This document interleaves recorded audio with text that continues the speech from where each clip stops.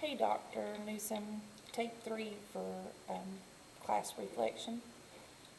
Monday night's class was packed full of information.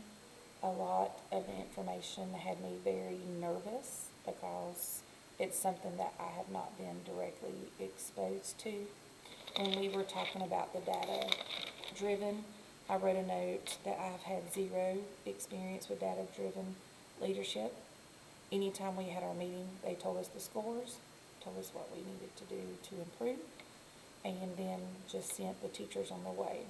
With me being a school counselor, none of it was directly related to me, but now looking into being a future leader, I should have paid a whole lot more close attention to aspects of that, although none of it has been like the data driven that we discussed in class. The other thing that got me really thinking, and I've done more research and even went and talked to teachers yesterday after having class on Monday, was the PLCs. As I said in class, my principal doesn't do weekly PLCs. They average out 2 a month. And when I went and talked to the teachers, they were like, well, we discuss if we've got any problems in class, and then we discuss what we're doing to fix it. But there's really no talk about anything else. And so that is one thing I put that needs to change. As a future leader, I really need to focus on that and see how I can help the staff and look at that data-driven leadership and put that into play. Talking with the learning discussion group also had me thinking about the similarities, the differences on how they were all talking and what all worked, how Crystal had one principal that did it well and now is not there.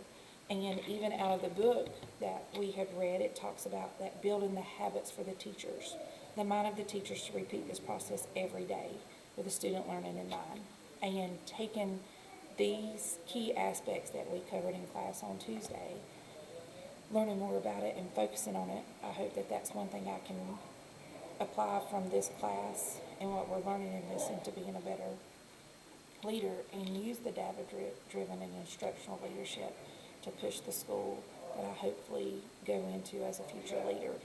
And this is an area that I really need to reflect on and spend more time in and looking at and developing, just like with the observations with that NCDPI video is great with giving that out and breaking that down and how you can use that to help your teachers. And that's one thing I've really got to focus on in becoming a future leader.